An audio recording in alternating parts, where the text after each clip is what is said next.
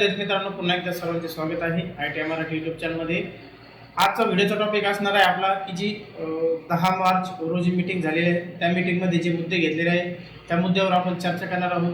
त्या मुद्द्याद्वारे आपल्याला आपल्या शैक्षणिक काळामध्ये जो बदल झालेला आहे किंवा आपल्या CPT एक्झाममध्ये जो बदल झालेला आहे, काय बदल झालेला आहे तो आज आपण पाहणार आहोत। ओके, त्यामध्ये सर्वात महत्त्वाचे आपल्या दृष्टीने 3 मुद्दे आहेत। पहिला मुद्दा आपण जो पाहिला की त्यामध्ये ॲन्युअल लर्निंग आवर्स हे 1600 तासून 1200 तास केलेले आहे CTS स्टेटसाठी। त्याचप्रमाणे दुसरा मुद्दा पाहिला की दुसऱ्या मुद्द्यामध्ये सिम्प्लिफिकेशन केलेलं आहे वर्कशॉप कॅल्क्युलेशन अँड सायन्स आणि इंजिनिअरिंग ड्रॉइंग या 2 विषयासाठी। आणि तिसरा मुद्दा काय आहे की रिवाइज करिक्युलम आलेला आहे एम्प्लॉयबिलिटी स्किलसाठी। आता यामध्ये जे बदल होणार आहेत ते आपण पाहूया। त्यामध्ये सर्वात पहिले आपण एक एक मुद्दा घेऊया आणि त्यावर डिटेल चर्चा करूया। त्यामध्ये सर्वात मुद्दा जर पाहिला आपण की त्यामध्ये ॲन्युअल लर्निंग स्कीम जी आहे त्यामध्ये 1600 तासहून ती 1200 तास ही केलेली आहे। ती CTS स्कीमसाठी आणि CITS स्कीमसाठी ती लागू असणार आहे। म्हणजे तुम्ही CTS स्कीममध्ये असाल तर तुम्हालाही लागू असणार आहे। त्यामध्ये त्याचे जे लर्निंग आवर्स आहेत ते 1200 आवर्स केलेले आहेत। आता हे कोणासाठी केलेले आहे, 1 इयर ट्रेडसाठी आणि 2 इयर जे ट्रेड असणार आहे त्यांच्यासाठी ते केलेले आहे। आता याचे 1200 आवर्स आहेत, म्हणजे 1200 जे तास केलेले आहेत एका वर्षासाठी किंवा 2 वर्षासाठी। त्यामध्ये तुम्हाला काय काय शिकायला भेटणार आहे, त्यामध्ये एम्प्लॉयबिलिटी स्किल हा विषय तुम्हाला फर्स्ट इयरसाठी अगोदर होता, आताही आहे, पण तो अगोदर 80 तास एवढाच होता। 80 तास तुम्हाला एम्प्लॉयबिलिटी स्किल हा विषय शिकवला जायचा। आता तो 120 तास हा फर्स्ट इयरसाठी शिकवला जाणार आहे। त्याचप्रमाणे अगोदर सेकंड इयरसाठी एम्प्लॉयबिलिटी स्किल हा विषय नव्हता, तो आता 60 तासाचा ॲडव्हान्स एम्प्लॉयबिलिटी स्किल हा टॉपिक तुम्हाला किंवा हा विषय तुम्हाला आता सेकंड इयरसाठी शिकवला जाणार आहे। ओके, म्हणजे थोडक्यात येथे एम्प्लॉयबिलिटीचे यामध्ये 40 तास हे जास्त वाढले गेलेले आहेत। ओके, त्याचप्रमाणे हे झालं एम्प्लॉयबिलिटी स्किलसाठी। आता त्याचप्रमाणे तुम्हाला इथे मुद्द्यात दिलेलं आहे की इथं 150 तास हे जास्तीचे मॅन्डेटरी केलेले आहेत। मॅन्डेटरी म्हणजे तुम्हाला इथं कंपल्सरी असणार आहे। कंपल्सरी काय असणार आहे तुमच्यासाठी, इथं OJT असणार आहे। म्हणजे तुम्हाला इथं ऑन जॉब ट्रेनिंग हे कंपल्सरी असणार आहे 150 तासासाठी। किंवा त्यालाच पर्याय असणार आहे की ग्रुप प्रोजेक्टचा तो त्याला एक पर्याय दिलेला आहे। म्हणजे तुम्ही ऑन जॉब ट्रेनिंग करू शकता तुमच्या सेशनमध्ये किंवा तुम्ही ग्रुप प्रोजेक्टही करू शकता। ओके, म्हणजे 150 तास हे तुम्हाला त्यासाठी ग्रुप प्रोजेक्टसाठी दिलेले आहेत। म्हणजे तुम्हाला ग्रुप प्रोजेक्ट करायचा आहे आणि तो तुमच्या सरांकडे सबमिट करून घ्यायचा आहे, मग त्यावर तुम्हाला त्याचे मार्क दिले जातात। ओके, त्याचप्रमाणे तुम्हाला ऑप्शनल कोर्स केलेला आहे 240 तासासाठी, तो सुद्धा तुम्हाला तिथं दिलेला आहे या 1200 तासामध्ये। त्यामध्ये तुम्हाला 1 लँग्वेज कोर्स करता येणार आहे NIOS थ्रू किंवा स्टेट बोर्डा थ्रू तुम्हाला एक 1 लँग्वेज कोर्स करण्यासाठी तुम्हाला 240 तास हे अलोकेट केले आहेत। ओके, किंवा त्यामध्ये तुम्ही एक शॉर्ट टर्म कोर्स देखील करू शकता 240 तासामध्ये। ओके, हा झाला जे लर्निंग आवर्स आहे ते 1600 तासून 1200 तास केलेले आहे। त्या 1200 तासाचं डिस्ट्रीब्युशन याच्यामध्ये दाखवलेलं आहे की तुम्हाला काय कंपल्सरी असणार आहे। ओके, त्याचप्रमाणे जे 6 महिन्याचे कोर्स असणार आहे त्याला अगोदर त्यांचे लर्निंग आवर्स हे 18 तास होते, त्यामध्ये त्यांचे आता लर्निंग आवर्स हे 600 तास एवढे करण्यात आलेले आहे। त्याचमध्ये त्यांना एम्प्लॉयबिलिटीसाठी 60 तास हे ॲडव्हान्समध्ये घेण्यात आलेले आहेत। ओके, त्याचप्रमाणे त्यांनाही OJT कंपल्सरी असणार आहे किंवा ग्रुप प्रोजेक्ट दोन्हीपैकी एक तुम्हाला करावा लागणार आहे।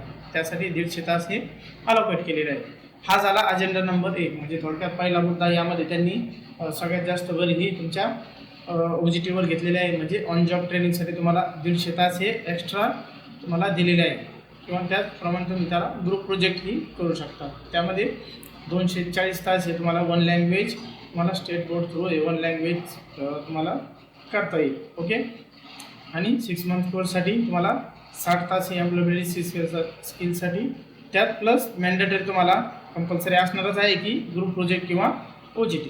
हा झाला तुमच्या लर्निंग आवर्सच्या बाबतीतला जो मुद्दा घेतला होता त्यांनी त्यावरचा झालेला निर्णय। त्याचप्रमाणे 2 नंबरचा मुद्दा पाहूया।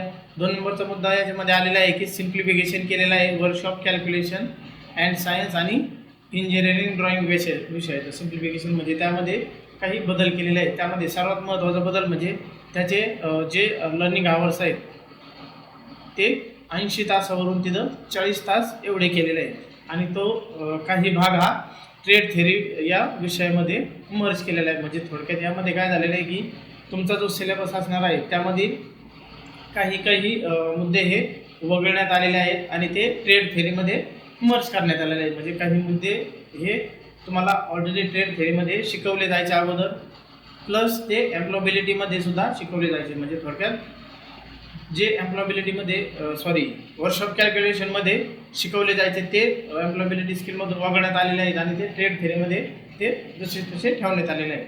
आणि हा जो वर्कशॉप कॅल्क्युलेशन आणि ईडीचा जो नवीन सुधारित सिलेबस असणार आहे तो करंट सेशनपासून लागू असणार आहे. आता करंट सेशन जर पाहिलं आपण तर करंट सेशन आपल्याकडं ऑगस्ट 2021-23 हे 2 वर्षासाठी असणार आहे.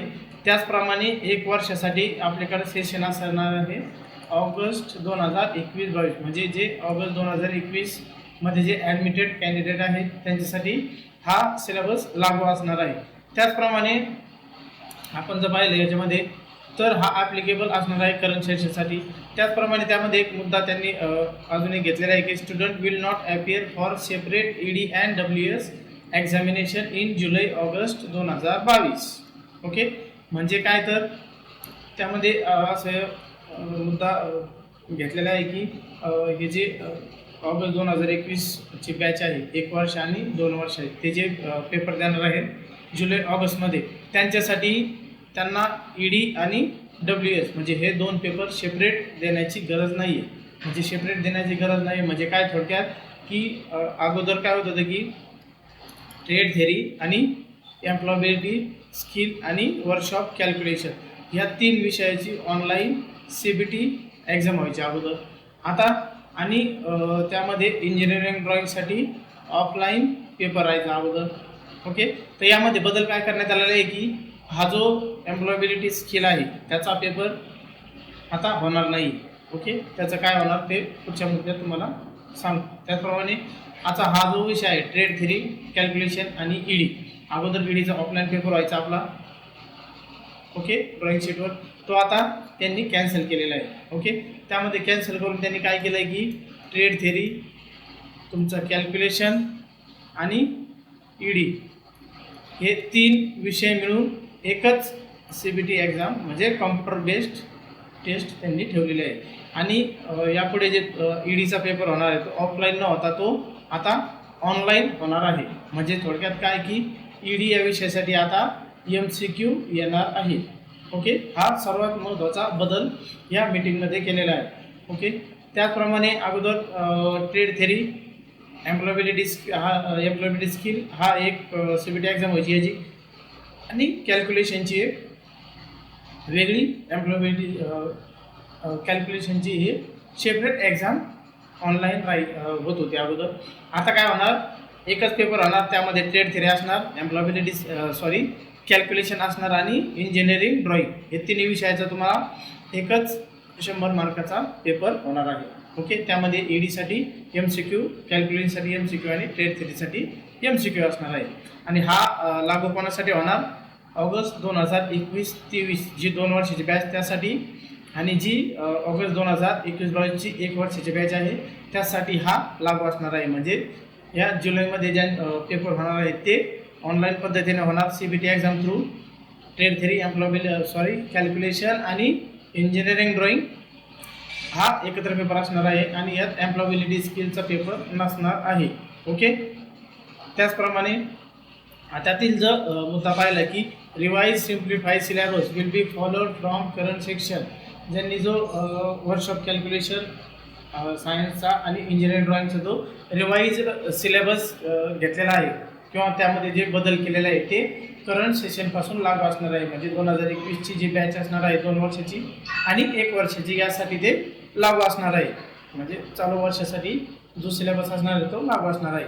तुम्हाला जर जे सिलेबसची प्रत डाउनलोड करायची असेल तर खाली डिस्क्रिप्शनमध्ये त्याची लिंक दिलेली आहे. मी त्यामध्ये तुम्ही तुमच्या ट्रेड वाईज तो सिलेबस डाउनलोड करू शकता. ओके, त्याचप्रमाणे त्यामध्ये अजून एक मुद्दा आहे की जे ट्रेनिंग ॲडमिटेड आहेत करंट सेशनसाठी त्यांना सेपरेट एक्झाम देण्याची गरज नाही वर्कशॉप कॅल्क्युलेशनसाठी आणि इंजिनिअरिंग ड्रॉइंगसाठी. म्हणजे थोडक्यात आत्ता मुद्दा सांगितल्याप्रमाणे ट्रेड थेरी, कॅल्क्युलेशन आणि तुमचा इंजिनिअरिंग ड्रॉइंग.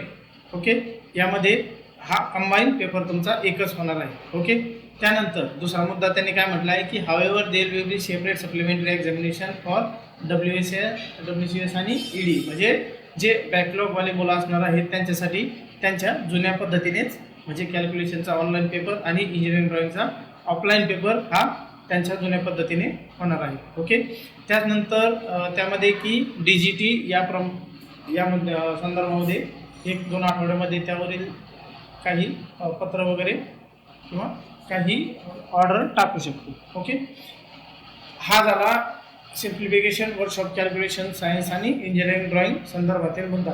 आता आपण पाहूया की एम्प्लॉयबिलिटीसाठी काय असणार आहे. आता एम्प्लॉयबिलिटीसाठी त्यांनी रिवाईज सिलेबस घेतलेला आहे की रिवाईज करिक्युलम टाकलेला आहे की एम्प्लॉयबिलिटी स्किल हा आता 120 तासाचा होणार आहे फर्स्ट इयरसाठी. अगोदर तो 80 तासासाठी होता, आता तो 120 तासासाठी फर्स्ट इयरसाठी आणि सेकंड इयरसाठी 60 तास हा ॲडव्हान्स कोर्स असणार आहे. म्हणजे 60 तास हे सेकंड इयरसाठी अलोकेट केलेलं आहे. त्याचप्रमाणे 60 तास हे 6 मंथ्स कोर्स, 6 महिन्याचे जे कोर्स असणार आहे त्यांच्यासाठी लागू असणार आहे. आता हा कोणाकोणासाठी कोणत्या सेशनसाठी असणार आहे तो नेक्स्ट सेशनपासून, नेक्स्ट सेशन म्हणजे जे ॲडमिटेड ऑगस्ट 2022-23 किंवा 22-24 ॲडमिटेड कॅन्डिडेट असणार नेक्स्ट सेशनपासून हा नवीन सिलेबस लागू असणार आहे. आणि सध्याचे जे विद्यार्थी आहेत त्यांना जुन्या सिलेबसनुसारच तुमचे जे पेपर होणार आहेत किंवा जे असेसमेंट असणार आहे तो लागू असणार आहे. म्हणजे तुमचा हा जो चालू सिलेबस आहे तोच चालू राहणार आहे. ओके, आता हा जो नवीन सिलेबस आहे त्यामध्ये त्यांनी काही बदल करून तो मॉड्यूल तयार केलेला आहे. हे मॉड्यूल पुढच्या वर्षीपासून लागू असणार आहे. आता तुम्हाला या मॉड्यूलचा काही संबंध नाही. ओके, महत्त्वाचा तुमचा एम्प्लॉयबिलिटीसाठी महत्त्वाचा मुद्दा काय असणार आहे की after detail discussion it was decided that assessment for years may through formative assessment. Okay, म्हणजे काय असणार आहे तुमचा एम्प्लॉयबिलिटीचा पेपर हा या सेशनपासून होणार नाही आहे. त्याचे जे मार्क असणार आहेत ते तुमचे असेसमेंट फॉर्मेटिव्ह असेसमेंट थ्रू घेतले जाणार आहेत किंवा त्यावर वायवा होणार आहे. वायवा म्हणजे तुमची तोंडी परीक्षा घेतली जाणार आहे. ओके, म्हणजे एम्प्लॉयबिलिटीचा पेपर आता नाही आहे. आता फक्त आपल्याकडं पेपर राहणार आहेत ट्रेड थेरी, नंतर कॅल्क्युलेशन आणि ED हे 3 पेपर असणार आहेत. ते पण कंबाईन त्याची एकच CBT एक्झाम होणार आहे आणि तुमचा ट्रेड प्रॅक्टिकल हा ऑफलाईनच असणार आहे. ओके, यामध्ये एम्प्लॉयबिलिटी स्किलचा पेपर होणार नाही हे सर्वांनी ध्यानात घ्यायचं आहे. त्यासाठी तुमची तोंडी परीक्षा ही प्रॅक्टिकलच्या दिवशी होऊ शकते.